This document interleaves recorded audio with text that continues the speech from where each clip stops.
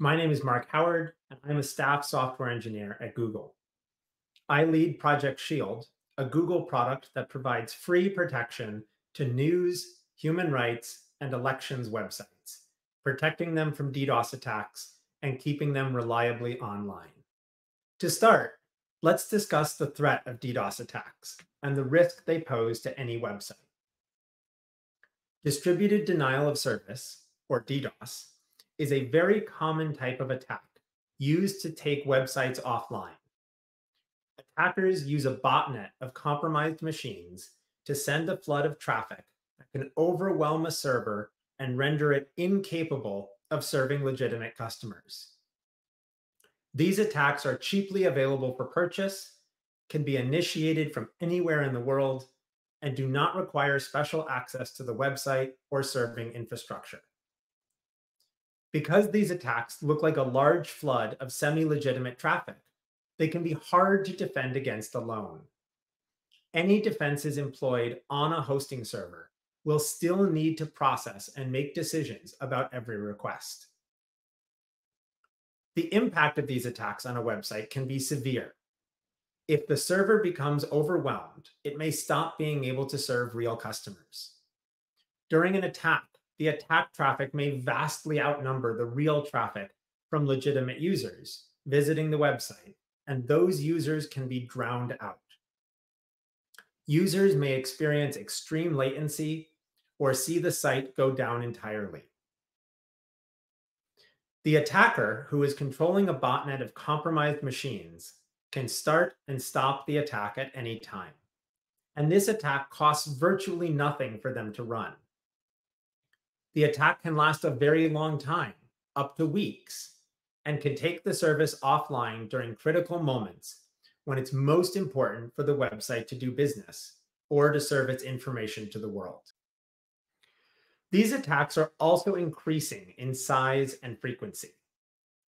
As the number of connected devices grows, and as it gets easier to write compromising viruses, the size of available botnets continues to swell.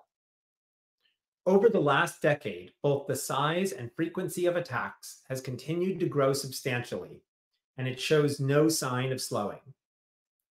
These larger attacks require new strategies to process and defend against. Project Shield is a free service powered and operated by Google Cloud and Jigsaw, with the goal to keep websites online in the face of these attacks, supporting elections, and protecting access to other important information like news and human rights. This is directly in support of Google's mission to keep the world's information universally accessible and is offered completely free of charge. Project Shield handles many types of data that pass through our system. Traffic logs from both attackers and legitimate readers enter Project Shield and are either served from cache, rate limited, or passed along to hosting servers. That same traffic is also analyzed to serve dashboards to Project Shield users and is employed by tuning algorithms that improve our defenses. However, these traffic logs come in at very uneven scale. DDoS attacks represent a big spike of unknown size, potentially many thousands of times larger than legitimate traffic. And these attacks come in with uneven frequency. In this case study of the US midterm election in 2022, the number of attacks Project Shield saw against sites in the United States peaked around election day at 4 times the resting average. But the attack and traffic rate varied significantly in the weeks before and after the election, and even throughout the entire second half of the year. Removing DDoS from the equation, this kind of uneven scale can be true for normal traffic for any service, such as when a news article goes viral or on a big sales day for a retail website. Project Shield uses Beam data pipelines to process this kind of uneven traffic smoothly into simple summaries that we can use for dashboards, metrics, and analytics. A data pipeline has several fundamental pieces. The incoming data stream passes through an input source that feeds the stream into a Beam pipeline. There, the data is processed and then written to an output sink where the result is stored.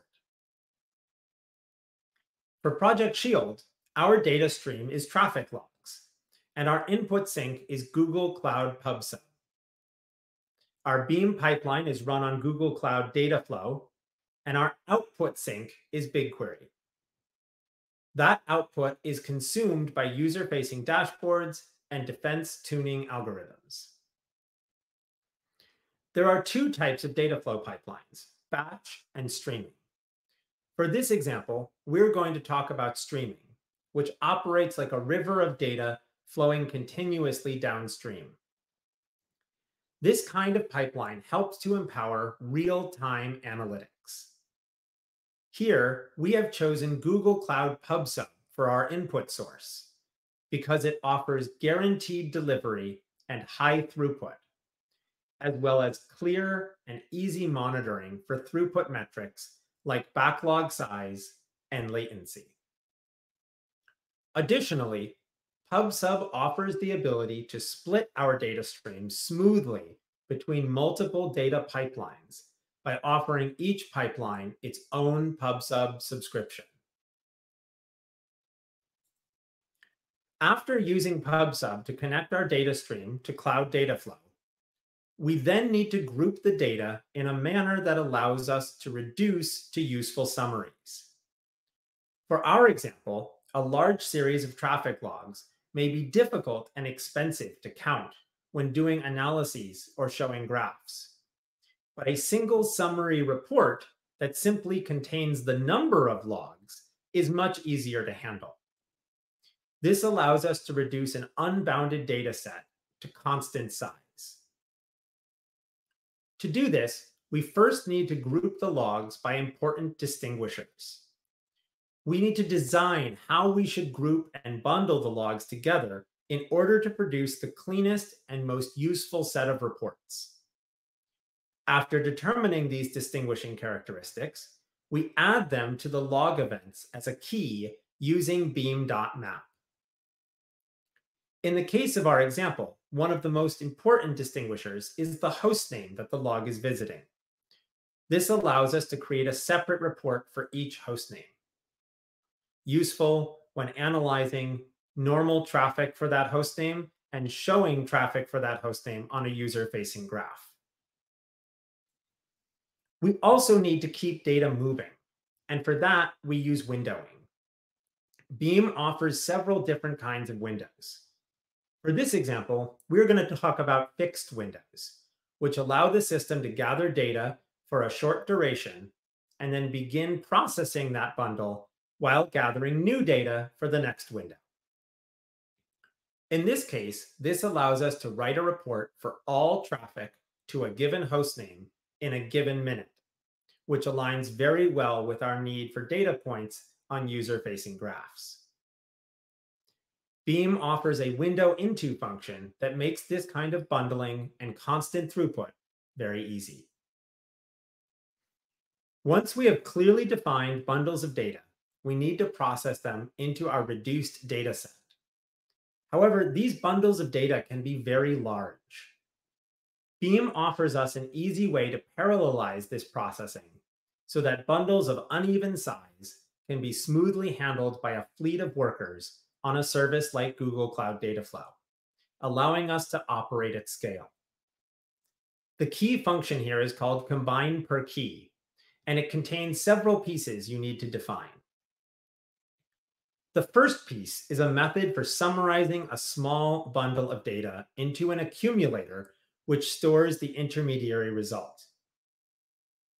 You then need to define a method that allows you to merge two or more accumulators, combining their individual data into a more complete picture.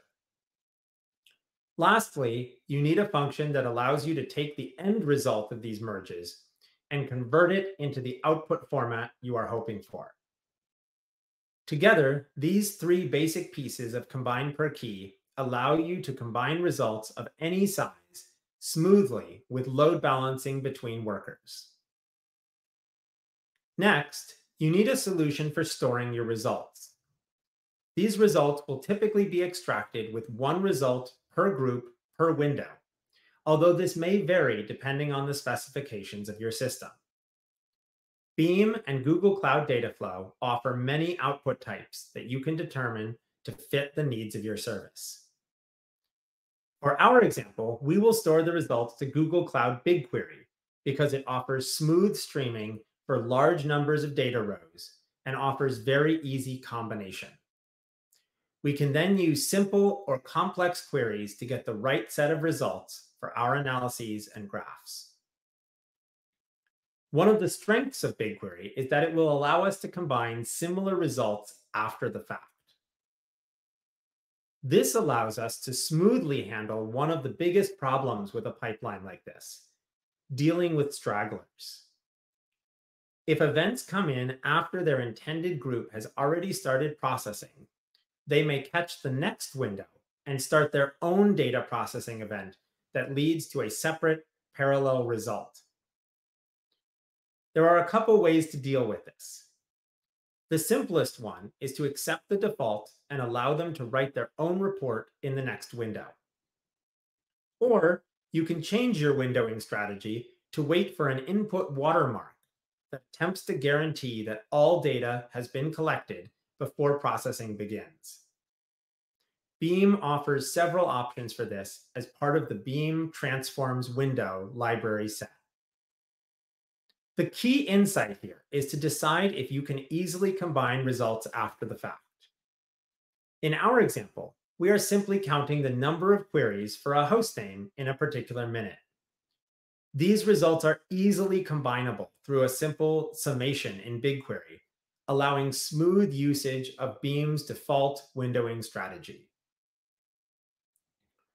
As the data through your system grows and changes in the face of the real world, your pipeline needs to be able to adapt. There are two important axes for adapting your Beam pipeline: your worker count and the size of your workers, measured in CPU and memory. This is important for two different kinds of growth in your data processing. If the number of events grows significantly, you may need additional workers in order to handle the load. This worker growth is referred to as horizontal scaling. If the size of the events you are processing or the minimum bundle size you are processing grows, you may need larger workers with more CPU and more memory. This is vertical scaling.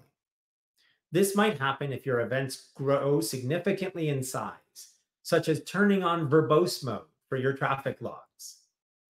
It might also happen if the intermediate accumulation of data must be very large to preserve correctness, or if you are unable to smoothly merge results and parallelize processing.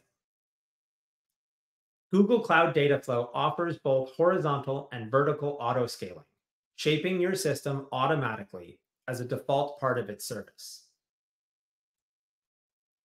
As we put all of these pieces together, we get a smooth pipeline that can take in traffic logs, guarantee delivery to our pipeline through PubSub, process a group of events smoothly with Cloud Dataflow, and stream the results to BigQuery, where they can be used to serve user-facing dashboards, tune Project Shield's defenses, and more. We can do all of this by building on the power of Apache Beam and Google Cloud. And so can you.